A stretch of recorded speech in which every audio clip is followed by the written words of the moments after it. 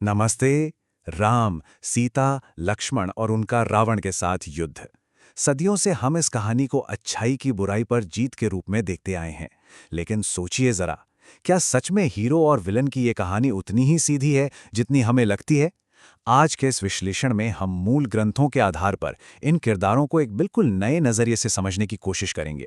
तो चलिए सीधे इस मुद्दे पर आते हैं। क्या ये हो सकता है कि दुनिया का सबसे मशहूर विलन वाकई में गलत समझा गया हो? आजकल हम एक बड़ा ही अजीब कल्चरल शिफ्ट देख रहे हैं, जहां अलग-अलग विचारधाराओं के लोग इस पुरानी कहानी को एक नए चश्मे से देखने की कोशिश कर रहे हैं। आज के इस एक्सप्लेनर को हमने 5 हिस्सों में बांटा है। पहला, बदलता नजरिया। दूसरा, रावण के खिलाफ तथ्य। तीसरा, शूर्पणखा की घटना। चौथा, गद्दार की नई पहचान। और आखिर में वफादारी से ऊपर नैतिकता। तो शुरुआत करते हैं पहले हिस्से से, द चेंजिंग नैरेटिव, यानी बदलता नजरिया। अब ये नया ट्रेंड वाकई हैरान करने वाला है। आज मध्य प्रदेश, उत्तर प्रदेश, राजस्थान और आंध्र प्रदेश में रावण के ऐसे मंदिर हैं जहां पूजा के दौरान जय लंकेश के नारे लगते हैं। सोशल मीडिया पर ऐसी कविताएं वायरल हो रही हैं जिन्हें मिलियंस ऑफ व्यूज मिल रहे हैं, जो रावण के अहंकार को ग्लोरीफाई करती हैं। और तो और विभीषण टाइटल वाले पॉप सॉन्ग्स बन रहे हैं जो रावण के भाई को एक गद्दार या एंटी नेशनल के रूप में पेश करते हैं। मतलब लोग रावण को जस्टिफाई कर रहे हैं और विभीषण को टारगेट कर रहे हैं। आइए अब बढ़ते हैं दूसरे हिस्से की तरफ, द केस अगेंस्ट रावण। यहां पर सबसे दिलचस्प बात पता है क्या है? लोग किसी व्यक्ति की सामाजिक पहचान और उसके वास्तविक कर्मों के बीच कंफ्यूज हो गए हैं। दिखने में रावण वेदों का ज्ञाता था, वीणा मास्टर था, शिव का परम भक्त और एक ब्राह्मण था। पर सच्चाई ये है कि क्या ये बातें उसके द्वारा किए गए अपहरण, हत्या और कैनिबलिज्म यानी नरभक्षण जैसे भयानक अपराधों को छुपा सकती हैं? बिल्कुल नहीं। इसे एक ऐतिहासिक उदाहरण से समझते हैं। एडोल्फ हिटलर एक बहुत कुशल पेंटर था। उसकी बनाई हुई पेंटिंग सच में सुंदर हो सकती हैं, लेकिन क्या उसके इस टैलेंट की वजह से उसके अपराध कम हो जाते हैं? ऑब्वियस सी बात है, नहीं। एक और आधुनिक उदाहरण देखिए, अहमद उमर शेख। ये लंदन स्कूल ऑफ इकोनॉमिक्स का छात्र था, 5 भाषाओं का ज्ञाता था और एक चेस चैंपियन भी था। लेकिन सच्चाई ये भी है कि वो एक आतंकी था जिसका नाम 9/11 हमलों से जुड़ा। इसका सीधा सा मतलब ये है कि किसी इंसान का हाईली एजुकेटेड या इंटेलिजेंट होना उसके क्राइम्स की भयावहता को जीरो नहीं कर देता। अब अगर हम मूल वाल्मीकि रामायण और उसके एपिलॉग उत्तरकांड के तथ्यों पर नजर डालें तो रावण के खिलाफ कई संगीन अपराध दर्ज हैं। उसने मारीच को जान से मारने की धमकी देकर सीता के अपहरण में मदद करने के लिए मजबूर किया, जटायु की बेरहमी से हत्या की, अपने ही सौतेले भाई कुबेर पर हमला करके लंका छीन ली, शांति दूतों को मार डाला जिनकी बॉडीज को बाद में राक्षसों ने खा लिया।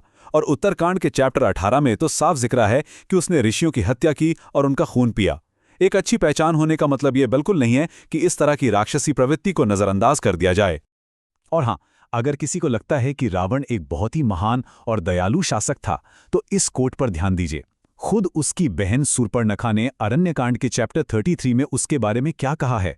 उसके मुताबिक रावण लालची, अहंकारी, लस्टफुल और जनता पर ध्यान न देने वाला एक मूर्ख राजा था जिसमें कोई अच्छे गुण नहीं थे। ये चीज इस मॉडर्न मिथ को पूरी तरह से तोड़ देती है कि वो एक प्रजापालक रूलर था। ये हमें ले आता है तीसरे हिस्से पर, द शूर्पणखा इंसिडेंट। चलिए एक बार देखते हैं कि पूरा घटनाक्रम असल में आगे कैसे बढ़ा। वाल्मीकि रामायण के आरण्यकांड के मुताबिक सबसे पहले शूर्पणखा ने राम से विवाह करने के लिए सीता का अपमान किया और उन्हें मारने की कोशिश की। फिर प्रस्ताव लक्ष्मण की तरफ मोड़ दिया गया, जिसे उन्होंने ठुकरा दिया।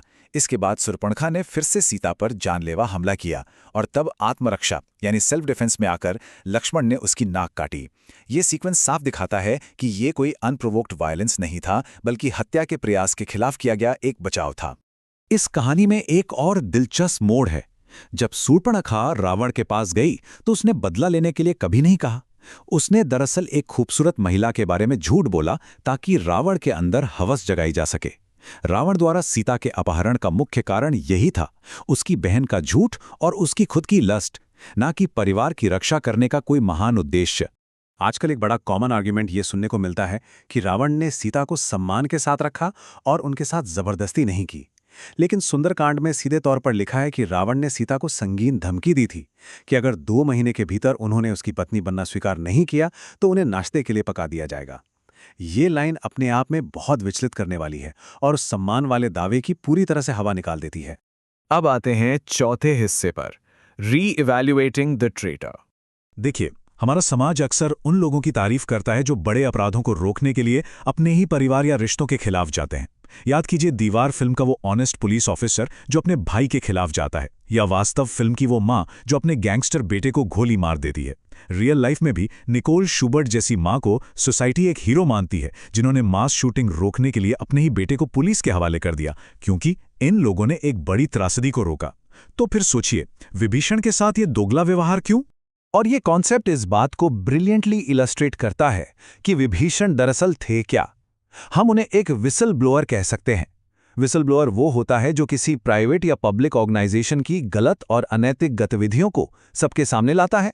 विभीषण को आप एडवर्ड स्नोडन जैसे आधुनिक विसल ब्लोअर से कंपेयर कर सकते हैं, जिन्होंने ब्लाइंड लॉयल्टी यानी अंधी वफादारी की जगह सच्चाई और नैतिकता का रास्ता चुना। विभीषण से जुड़ा एक और बड़ा मिथ है जो असल तथ्यों के आगे पूरी तरह टूट जाता है। अक्सर कहा जाता है कि विभीषण ने रावण की नाभि में छुपे अमृत कलश का राज बताया था, लेकिन वाल्मीकि रामायण के युद्धकांड में इस अमृत कलश का दूर दूर तक कोई जिक्र नहीं मिलता। वहां स्पष्ट लिखा है कि राम ने रावण के दिल पर तीर चलाया था। ये राज बताने वाली बात दरअसल बाद के संस्करणों में जोड़ी गई एक कहानी भर है। इसके साथ हम पहुंचते हैं इस चर्चा के आखिरी हिस्से पर, मोरालिटी ओवर लॉयल्टी। जरा कुंभकर्ण की कहानी पर गौर कीजिए। युद्धकांड के अनुसार कुंभकर्ण अच्छी तरह जानता था कि उसका भाई रावण बुराई के रास्ते पर है। उसने तो रावण के पतन की भविष्यवाणी तक कर दी थी, पर इन सब के बावजूद उसने गलत का साथ देना चुना और एक तरह से इस बुराई का भागीदार यानी पार्टनर इन क्राइम बन गया।